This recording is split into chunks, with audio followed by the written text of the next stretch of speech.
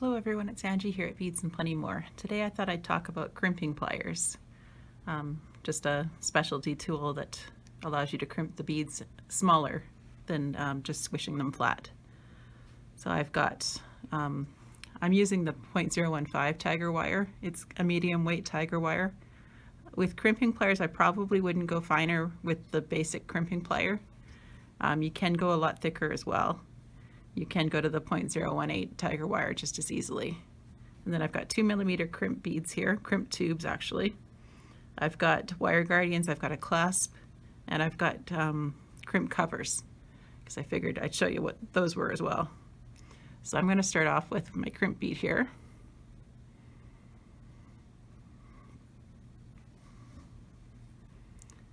And I'm going to thread through the wire guardian.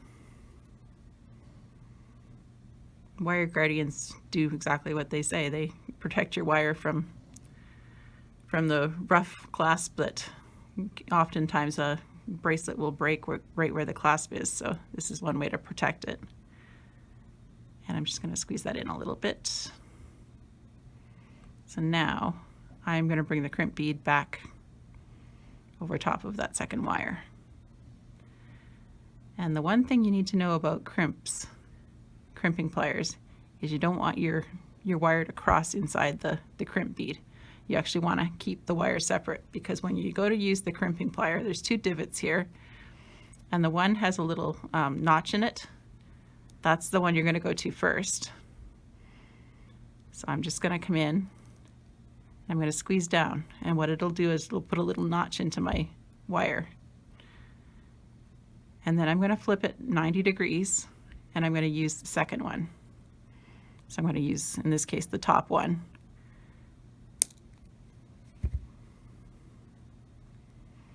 And that slipped a bit, but we'll just come in again.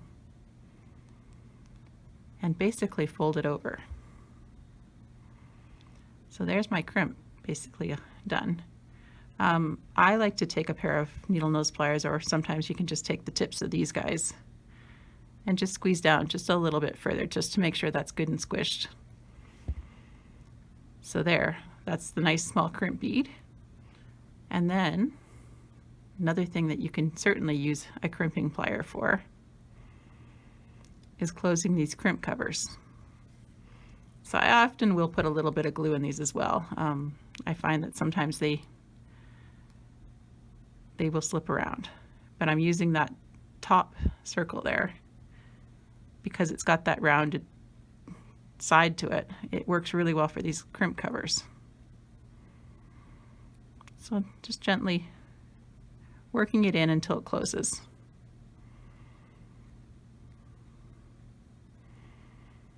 And does what it's supposed to do. It hides the crimp bead. So you end up with this little ball on the end of your wire. So that's the basics of how to use crimping pliers. Hope you enjoyed that. Thanks. Bye.